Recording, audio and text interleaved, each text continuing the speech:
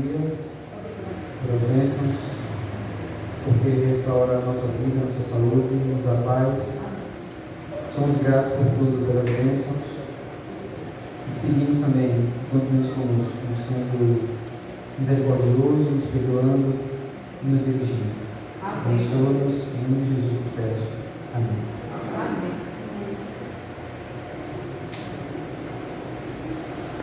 É sábado. Agradeço mais uma vez o carinho, a atenção de vocês, pelo convite feito, e fico feliz de estar aqui com vocês para compartilhar um pouquinho do amor de Deus e de algumas experiências espirituais. É muito bom revê-los, ver novas pessoas aqui, né? Pessoas que ainda não conheço, mas fico feliz. Deus sempre está plantando através do nosso trabalho e do Espírito Santo novas sementes, que vocês também sejam sementes que possam frutificar novos frutos também, né? Eu sei que vocês estão sendo abençoados aqui e que mais pessoas também recebam essas bênçãos, né? Vamos lá, já são 11 horas, eu sei que vocês nesse calor estão molinhos, né? Aquele sono, aquela moleza e a fome, né? Mas eu prometo ser direto, certo? Eu não gosto de fazer mensagens muito longas, porque eu sei que o tempo de atenção de vocês é curto e eu quero que vocês entendam do início ao fim. Muito bem, hoje eu quero falar sobre o missionário frustrado. Eu queria que vocês pensassem em vocês mesmos, se em um momento vocês já se sentiram frustrados, né, em fazer a obra de Deus. Quantas vezes você, como um líder de igreja, se sentiu desanimado, frustrado e disse assim: eu não aguento mais fazer aquilo, estou cansado, eu prefiro ficar em casa, prefiro relaxar, eu vou assistir Novo Tempo hoje. Alguém já se sentiu frustrado fazendo o seu trabalho? Não precisa responder, tá certo? Guarda aí. E na Bíblia, vocês lembram de algum personagem que ele foi convidado a fazer um trabalho, mas ele extremamente frustrado, negativo? Quem foi esse cara? Não veio falar não. Estão me ofendendo, né? Mas não fui eu. Foi Jonas da Bíblia, o Jonas bíblico, né? Pois é, eu também já me frustrei. Mas Deus, Ele é bom e Ele sempre renova essa esperança no nosso coração. Mas Jonas é uma história interessante, a história de Jonas. Jonas, nós não temos detalhes da família dele, detalhes de quem foi ele. A Bíblia conta que, se você for pegar um relato muito simples, diz assim: o Senhor enviou esta mensagem a Jonas, filho de um homem chamado Amitai. Acabou. Você não sabe mais detalhes sobre a vida de Jonas.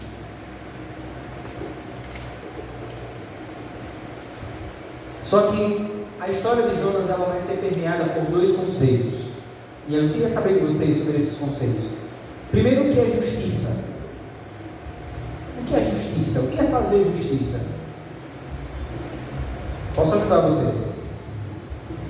O que é fazer justiça? Por exemplo, alguém cometeu um erro. E ela merece ou não pagar por esse erro? Merece, né? Isso é fazer justiça. Olha, você errou, você vai pagar por isso. Fazer justiça.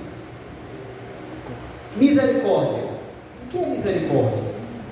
Misericórdia, vamos pegar o mesmo exemplo. A pessoa fez algo errado, mas no lugar de ela pagar pelo preço, eu vou perdoar. Vou exercer da minha misericórdia, da minha graça. São dois conceitos que, quando você junta os dois, parece que eles não se unem. Eu acho que eles são antagônicos. Porque se justiça, eu preciso fazer justiça, é se você errou, você vai pagar um preço. Como é que eu vou ser misericordioso se você errou, você merecia pagar e agora eu vou te perdoar? Misericórdia. São dois conceitos que você olha assim, Jonas, mas eles são antagônicos. Só que Deus, Ele é antagônico? Não. Deus ele disse que Ele é justiça, mas também é misericórdia. E a história de Jonas ela vai ser permeada por esses dois conceitos: justiça e misericórdia. Se você for olhar a história, o contexto da história de Jonas, Jonas ele recebeu o que? Um chamado. Ele recebeu uma missão. Só que nessa missão ele tinha um papel. O papel dele era ser um mensageiro, um pregador. E levar uma mensagem de quê? De misericórdia e justiça. Qual era a mensagem de Jonas? Ele dizia o que lá? Olha, vocês serão que destruídos por conta da maldade de vocês. Aparentemente, eu enxergo que Jonas estava levando uma mensagem de justiça. É interessante que lá no livro de Jonas, eu vou ler para vocês. No capítulo 1, versículo 1 ao verso 3 diz assim. Eu já li o verso 1, verso 2. Apronte-se e vá à grande cidade de Nínive e anuncie aos seus habitantes esta mensagem do Senhor. Ponto. Para aqui. Todos os profetas de Deus, se vocês observarem o histórico deles, eles foram chamados por Deus para levar uma mensagem ao seu próprio povo. Jonas, como profeta, era para ele levar uma mensagem ao seu povo hebreu. Mas aqui ele foi convidado para levar uma mensagem a outro povo. Continuando. Aí ele diz a mensagem: vou destruir esta cidade por causa de sua grande maldade. Seus pecados são tão horríveis que chegaram até a minha presença. Deixa eu fazer mais uma pergunta para vocês. Deus tinha já uma mensagem de condenação: vocês serão mortos, destruídos por conta da sua maldade. Ponto. Para que eu preciso avisar?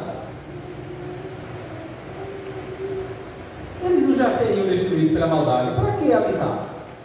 Mas não tem lógica. Não tem lógica Deus chegar para a gente e falar assim: olha, vai lá e diga que eles vão morrer.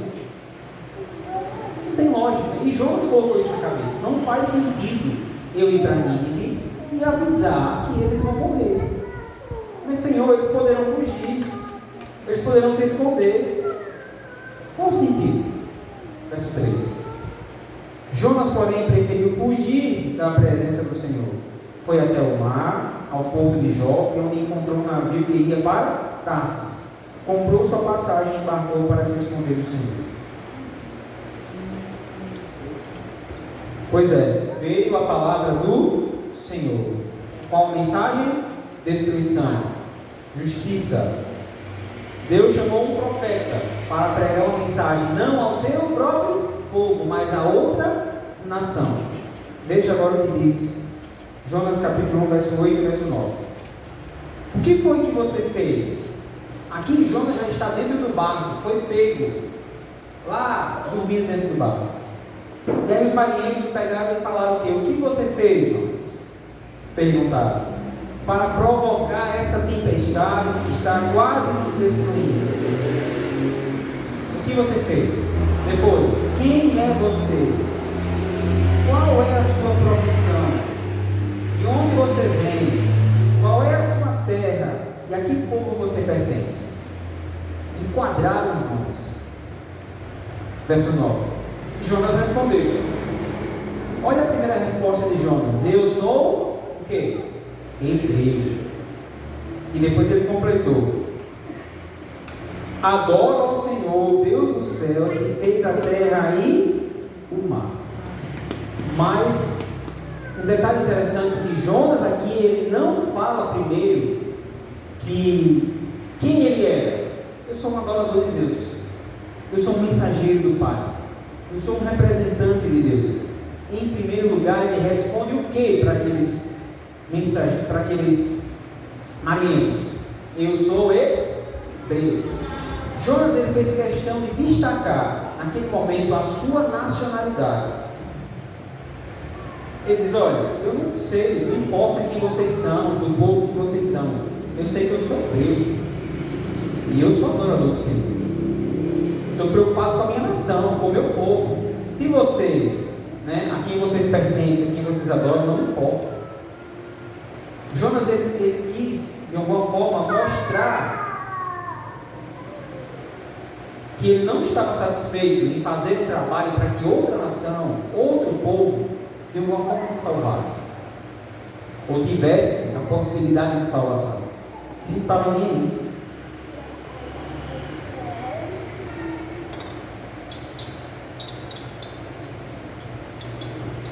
Jonas, no livro de Jonas, se você observar, tudo que Jonas fazia era o quê? Fugir.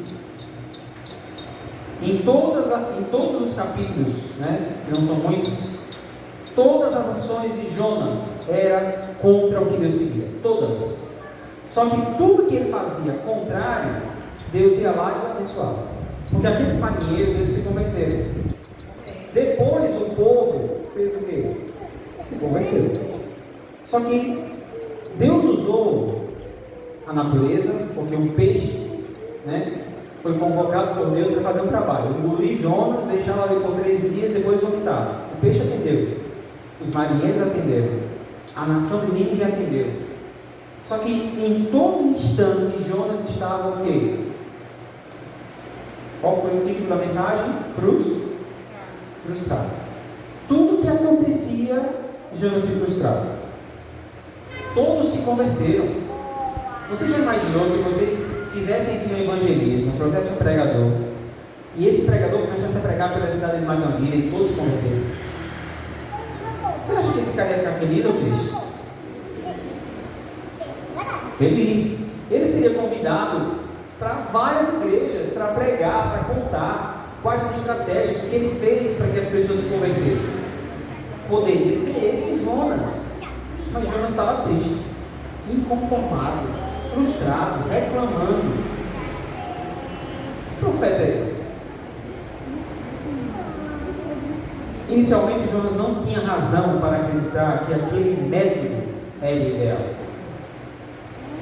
Talvez nós lidamos também com situações que não encontramos razão para acreditar. Mas eu vou ler essa frase para vocês que diz assim: embora Jonas não pudesse ver nenhuma boa razão para cumprir a ordem de Deus, esta não poderia ser a razão para ele não cumprir a missão para que foi chamado. Preste atenção. Você pode olhar para a igreja, você pode olhar, vocês na classe ali distante estavam estudando sobre o dízimo, ofertas. Eu posso olhar para esse sistema e dizer assim: eu não vejo razão para eu fazer esse trabalho, para eu devolver, para eu ser fiel. Eu não vejo razão para que a gente abra a igreja à noite. Eu não vejo razão para ter JA. Por mais que você ache que não há razão para fazer o trabalho que você é chamado para fazer, saiba que esta não é e nem poderá ser a razão para que você deixe de cumprir a missão que foi chamada. Nós somos chamados para fazer essa missão. Amém. E nós não podemos negar isso.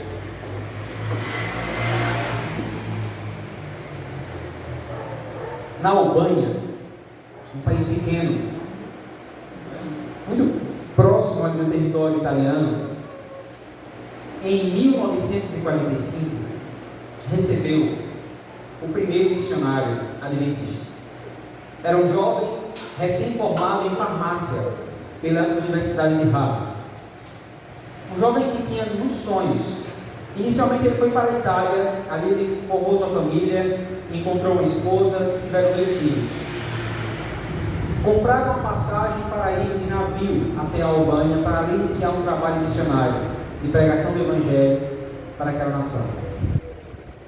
Só que eles se atrasaram e aquele navio naufragou. Aí eu pergunto para vocês: Deus salvou eles daquele naufrágio? Sim, Deus salvou. É uma razão positiva ou negativa para ir pregar o Evangelho na Albânia? Positiva. Olha, se Deus nos livrou desse naufrágio, é realmente porque Ele quer que nós cheguemos até a Albânia e pregue o Evangelho. Muito bem, eles compraram outra passagem e viajaram. Assim que eles chegaram à Albânia, pouco tempo depois, ainda naquele mesmo ano, o país ele foi transformado, o sistema político do país foi transformado. Foi-se implantada ali uma ditadura comunista. Mesmo inicialmente, aquele governo implantando políticas ligadas à educação, inicialmente, chegou um momento que eles foram bem claros, eles disseram que uma coisa não poderia estar inserida naquele país, e era Deus. Naquele país, Deus não deveria fazer parte. E aquele jovem chamado Daniel, ele percebeu que se ele não saísse do país, ele poderia ser preso e até ser morto. E ele iniciou um plano de fuga com sua família por uma floresta, mas um daqueles guias que o acompanhava o traiu e o entregou para o governo. Ele foi levado para um campo de concentração, e a sua esposa e os 2 filhos ficaram em outro lugar afastado, presos também em celas. Por 1 ano e 8 meses, eles não se viram, não se encontraram. Os filhos foram retirados daquela mãe, e só quase 2 anos depois ela pôde reencontrá-los, mas todos eles doentes. O filho mais velho, ao completar 18 anos, ele tinha tanta depressão, tanta tristeza que ele faleceu. Aquele pregador, Daniel, ele começou a ser perseguido na prisão, porque eles sabiam que ele era adventista, que ele guardava o sábado, e começaram a colocar trabalhos para ele realizar no sábado. E ele falava que não realizaria. E ele recebeu tantas surras, ele foi tão torturado, que ele não suportou, e por um pouco espaço de tempo ele acabou falecendo.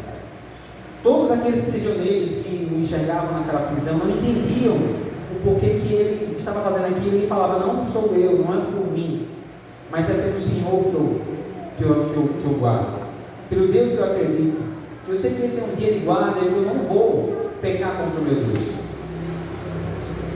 Veja que interessante. Por que Deus permitiu que aquele jovem recém-formado em uma das melhores faculdades até hoje do mundo fosse para aquele país e não tivesse a oportunidade de colher nenhum fruto? Aquele jovem não batizou ninguém. Ele mal iniciou a pregação do Evangelho naquele país. Onde que eu encontro razão nessa história para dizer que Deus apoiava a pregação do Evangelho naquele país? Isso foi em 1945. Em 1992, aquele país ele deixou de ser um país politicamente dominado por uma ditadura e tornou-se um país democrático. Novos missionários adventistas, pastores, 3, foram enviados para pregar novamente o Evangelho na Albânia. E enquanto eles faziam visitas, eles encontraram uma senhora chamada Merópe.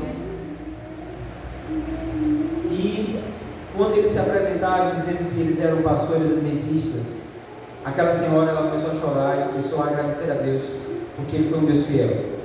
Aquela senhora, por algum motivo, ela ouviu as histórias daquele pregador, e mesmo não sendo batizada, mas ela tomou a decisão no coração de seguir aqueles princípios. E ela se apresentou para eles: olha, tem 45 anos que eu sou uma adventista. Tem 45 anos que eu pratico o exercício de 3 sonhos na minha vida. O primeiro deles: leia a Bíblia todos os dias. Aquela senhora, por 45 anos, ela lia 3 capítulos da Bíblia todos os dias, e aos sábados ela lia 5 capítulos. Por 45 anos, aquela mulher recolheu as ofertas e os dízimos e guardou em sua casa, para quando encontrasse um pastor adventista, ela devolver as suas ofertas e os dízimos. Por 45 anos, aquela mulher esperou que o pastor chegar em sua casa para marcar a data do seu batismo. Eu não sei se você está arrepiado, mas eu estou. Isso é missão.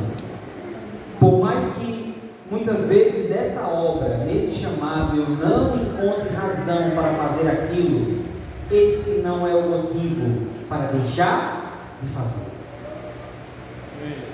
Daniel, ele morreu. O seu filho morreu. A sua esposa, né, que já é falecida, não teve a graça de ter uma vida feliz com a sua família. Ela teve a vida destruída. Mas Deus sabe de tudo. E mesmo assim Deus honrou aquela família, honrou a pregação do Evangelho. E hoje, aquele país tem, sabe quantos pastores? 5 pastores. E 70 membros. Veja que desafio pregar o Evangelho naquele país. Jonas, a natureza de Jonas. Vou revelar a natureza de Jonas. Na verdade, a natureza de Jonas não era uma natureza que queria justiça. Era uma natureza que queria vingança. O problema de Jonas era com a misericórdia de Deus. O problema de Jonas é que ele sabia que Deus amava de tal forma as pessoas que ele não deixaria que eles morressem. Mesmo que um se salvasse, mesmo que um aceitasse, ele não deixaria de salvá-los. O problema de Jonas era com a bondade de Deus, era com o amor de Deus, com a misericórdia de Deus. E nós temos que ter cuidado, porque muitas vezes nós podemos, e esse não é o nosso papel, de, sabe, sentar ao centro, ao trono, e dizer assim: olha, eu sou juiz, e você está condenado, porque você errou, você vai pagar o preço. Nós não somos juízes. O papel de juiz é dado a Deus.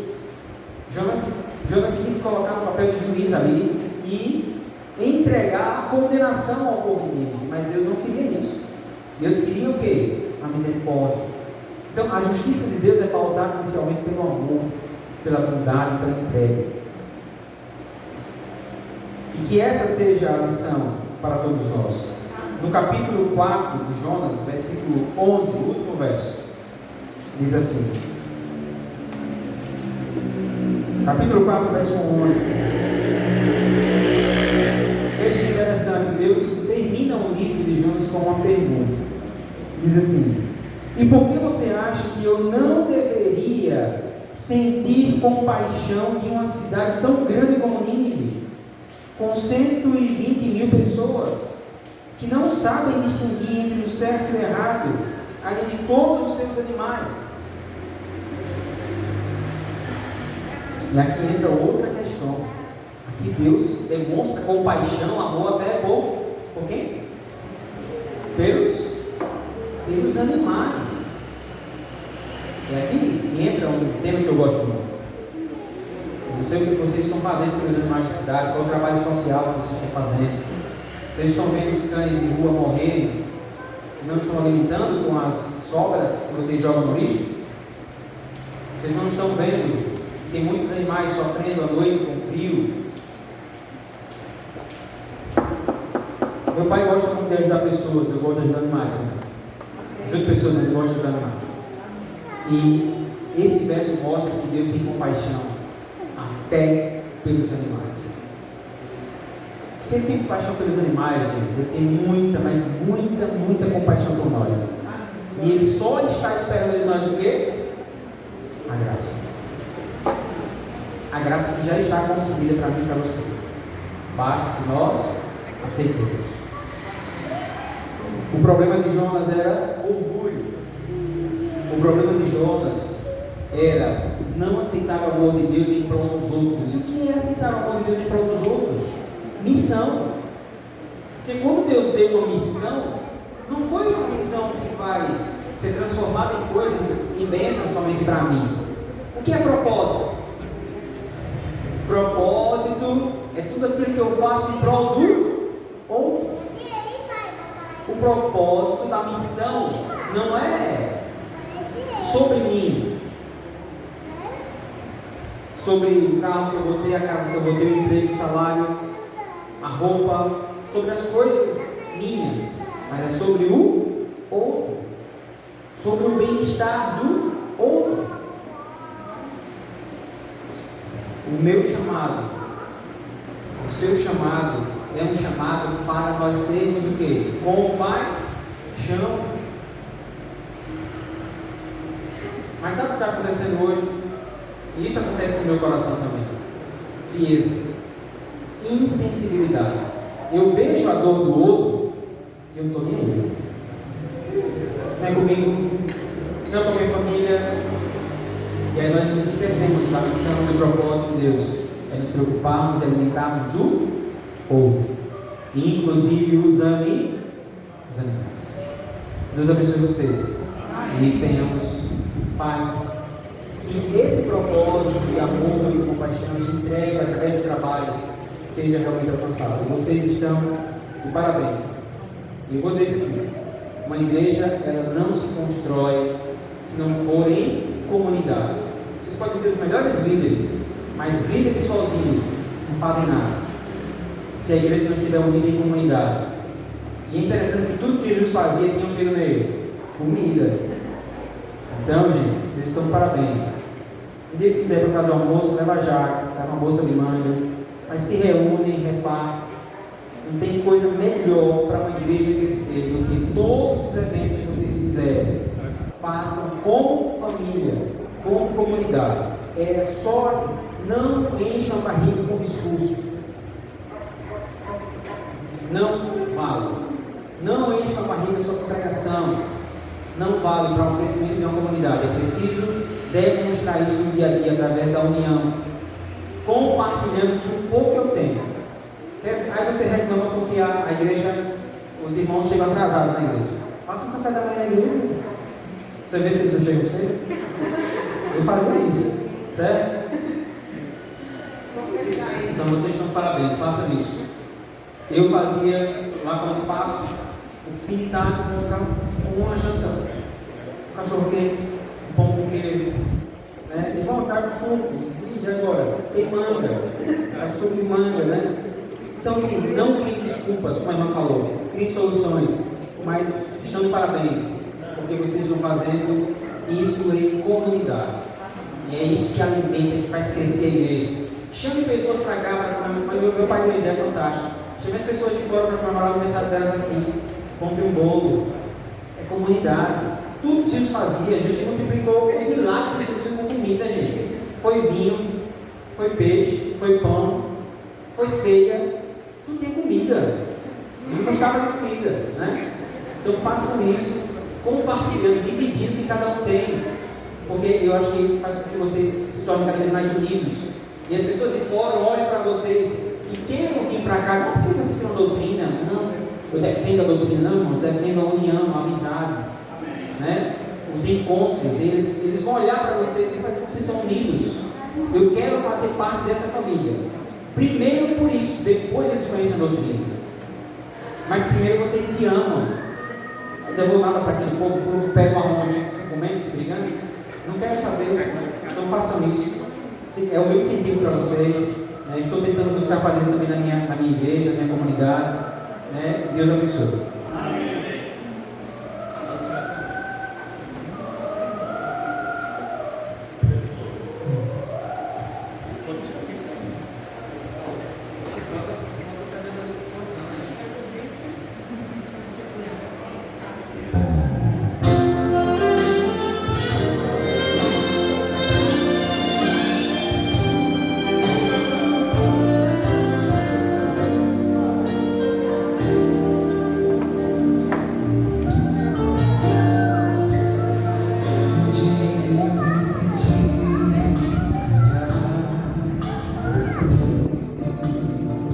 Planejei ser livre pra pensar e agir.